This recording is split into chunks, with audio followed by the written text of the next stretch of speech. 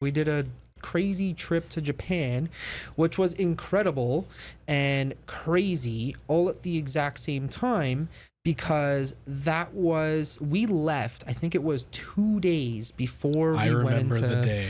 Do you remember it? I remember the day. What day was it? So we were planning to go on this trip for months and months and months because one of our best friends. Years. We had planned it over 2 to 3 years. So our friend was getting married out in Japan. He was marrying a Japanese girl, and that's Andrew and Rika. Thank you guys very much for inviting us out to your wedding a few years ago now. So we knew it was in the plans for months. We had booked Airbnbs and all that stuff, and this was around, I don't know, something like the summer of 2020. No, 2019, 2019-ish. Yeah. When we were planning it. We were planning it. Yeah. And then we were coming up to the wedding was March 20th, 2020. And we were getting on the plane March 17th from Canada. No, it might have been earlier. 16th. I feel like it was earlier. It was either the 16th or 17th. And it was the 17th. And we were sitting in the... Okay, so what had happened in what... I guess it started in January or February now. Yeah. February, they started talking about this thing called... coronavirus for the first time. And that's what they were referring it to. Yes. At first, it wasn't even COVID-19. That kind of came afterwards. Yes. They just kept talking about this coronavirus, and they were showing these videos, which had turned out a lot of them were fake. They were coming out of China. Do you remember seeing those videos of? They were like CCTV footage, and people were literally standing in like on the sidewalk, just randomly would fall over, collapse. Oh man. As it turned out, a lot of those were faked, which was obvious because that didn't happen here. Yeah. We didn't see anybody, and it was already here, right? We found that out later. So yeah, we're basically getting ready to go to Japan, and it worked out better for me. So what would happen at the time, so I was working for Mo, and I was living in Ottawa. Mo Sargi. That's right. And obviously not you, but no offense, but so basically I was working for Mo in Ottawa, and all this was kind of like building up. And I remember Andrew messaging us and being like, listen guys, because a lot of people had started canceling on the wedding like a week, 2 weeks before. So this would have been a group of like 20-ish people. Yeah, I think something like that, 20-ish people leaving Canada to go to Japan for Andrew's wedding. And this was, okay, so the flight date, March 17th, and 2 weeks before that, people are messaging him canceling, saying, you know what? It's just too, I don't know what they were saying, too dangerous maybe? Yeah. It's too risky? Who knows? I mean, nobody had any clue what the hell was even going on, right? We just knew people were getting really sick, and so we're kind of like, whatever. But I just remember Andrew, exactly like that. He was like, hey, if I understand if you guys can't make it, that's fine.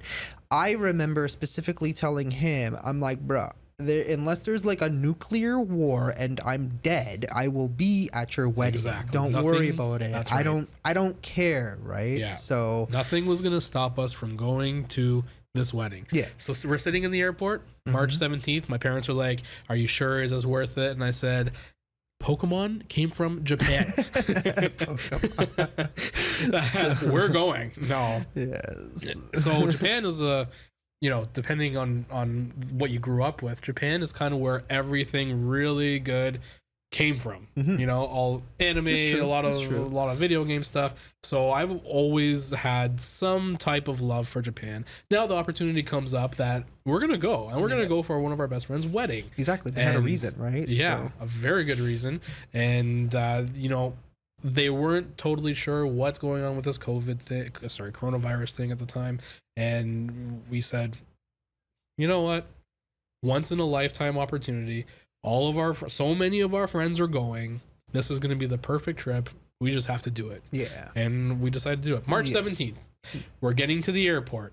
We're sitting there. So then I remember, I think Moose was the last one to get there, and we're all sitting there kind of like in the, whatever the word is, like the restaurant area. Yeah. And Prime Minister Trudeau, for those who don't know, the Prime Minister of Canada, the leader of Canada, comes on the TV and says, we are closing international borders to Canada. Yeah. You are not able to enter Canada after, I think, March 20th or something like that. And I think we were kind of confused because we were like, So when we come home, how does this work? Like, how are we going to get home? Are we going to be able to get back into Canada? And then I thought about it, and I'm like, they can't close re-entry to Canadians. If you're a Canadian citizen, they cannot. It would be considered very unconstitutional. I mean, we don't have a constitutional, but it would be against our Charter of Rights and Freedoms in Canada to not let us back in. So I'm like, I'm not that concerned. And if we get, like, what better place to get stuck than Japan, right? So for me, I remember it was kind of a cluster fuck, because I was living in Ottawa at the time and had everything booked. And what had happened, this was the craziest part. So I think it was about a week to 2 weeks before, I had just settled in. I had found a place, started working for Mo, and I was living in this lady's house, and I was renting a room. I think it was like $750 a month. It was great. Worked out pretty well. Whatever. Had my computer in there, bed obviously, and just my basic essentials. Bare basic essentials, right? So I had just moved in, and the lady knew that I was going to Japan. And she said, so before leaving, if you remember, I think they were already mentioning that when you come back, you have to do a quarantine or whatever. For 2 weeks. Yeah. So 14 days. Yeah, 14 days to stop the spread or whatever. Whatever they wanted to say. But so I remember telling her, I'm like, yeah, we're going to Japan. We're going for my friend's wedding, whatever. She got really scared at that point. Like, as this thing was starting to build up. And she goes, if you go there and you come back, I don't want you here for a month in my house. Wow. I'm like, okay, that's fine. I totally get it. I understand you're afraid and whatever. You don't want to get sick. That's fine. But I said, you can't expect me. First of all, when I come back, I have to do a 2-week quarantine. Second of all, you can't expect me to pay a full month's rent for essentially nothing when I've already done 2 weeks quarantine, when the government and the health people are already telling me that 2 weeks is enough. Now you're going to suddenly spin it around and make it a month, right? Maybe a month and a half. I don't know. I said, I'm not going to do that. I'm probably going to leave. I'm probably going to move out, not come back. And she actually was nice about it. She agreed. She's like, okay, no problem. Don't worry about it. I'll refund half your month back or whatever, because I had only really stayed there for like a couple of weeks. She's actually really nice about it, so which I'm glad. Yeah. I think her name was Shirley or something like that. That's very lucky. You don't find that in a lot of landlords. No. She was a really nice lady. But yeah, so there was that. So just as fast as I had moved in, I was packing my things and loaded up the car. The STI at the time, the broken ass car, which was, I think, still broken at the time. But I didn't know that. Well, I had fixed one problem, then there was another problem. It was just whatever, that car sucked. It was a lemon. Yeah, it was a bad lemon. But yeah, so I remember loading up the car, driving all the way back home, and then I checked the flight schedule. Canceled. Not both flights. So it was funny because I had to drive from Ottawa to Toronto and then go to the Toronto airport, fly from Toronto back out east, which is past Ottawa, and then from there, I think from Montreal was my connecting flight into Tokyo. And I'm like, okay, well, that sucks. Now what do I do? Then I checked the prices for the direct flights, the ones that you guys were on. So I had booked, with, I think it was Air Canada. It was Air Canada, yeah. I booked direct flights. A friend of ours a friend of mine worked with Air Canada, so he had deals. So he gave us a bunch of discounts, and we booked direct flights from here to Japan, and there was still space on our flight. I wonder why. Maybe because people are canceling. Probably, yeah. So yeah, at the very last second, I think it was like a day before, I managed to book. Yes, that's right. On the exact same flight, and yeah, then it worked out because the flight was actually cheaper. Yeah, yours was cheaper than ours. I was very upset about that. It kind of made sense because Yeah. everybody was canceling at the very last second, right? So there was that, and then we ended up going, and then I think it was a day to 2 days later, I remember our family from here calling us and being like, oh, we're in lockdown. And I'm like, what the heck is a lockdown? What does that even mean? Yeah. Like, that doesn't make any sense to me, right? We're locking down. I'm like, okay, but what does that mean? I'm like, are you still going to work? Are you just staying home? Are you doing? They're like, no, they're keeping all the grocery stores open and all the essential stuff open.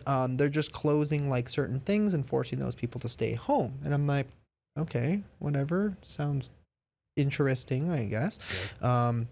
But in Japan, let me tell you, nothing was closed. The only thing that was closed, I think, were the museums. Exactly. Just the like public, things like museums and things like you wouldn't find like a amusement park open, that kind of thing. That stuff was closed. But virtually everything else that we wanted to do was there, available and open. I mean, apart from like a couple of the museums that I would have been interested in doing, I don't really think that we missed out on much of anything. Because I mean, all the restaurants were open. Everything. Nearly everything. There was nothing that I felt that we missed out on because COVID. Mm-hmm. Nothing. I don't think anything. Actually, it was kind of better in a way because there was a lot less tourism. There was a lot less people. Like we were going to, I don't know if we were in Kyoto or Osaka or something, and we were climbing that mountain. Do you remember the temple, with the Torii gates, the orange gates, and people are saying there would usually be thousands more people here on this mountain. And we got very lucky. We got to see a lot of really great sights, a lot of beautiful, beautiful scenery. And I was, you know what? It was the absolute trip of a lifetime.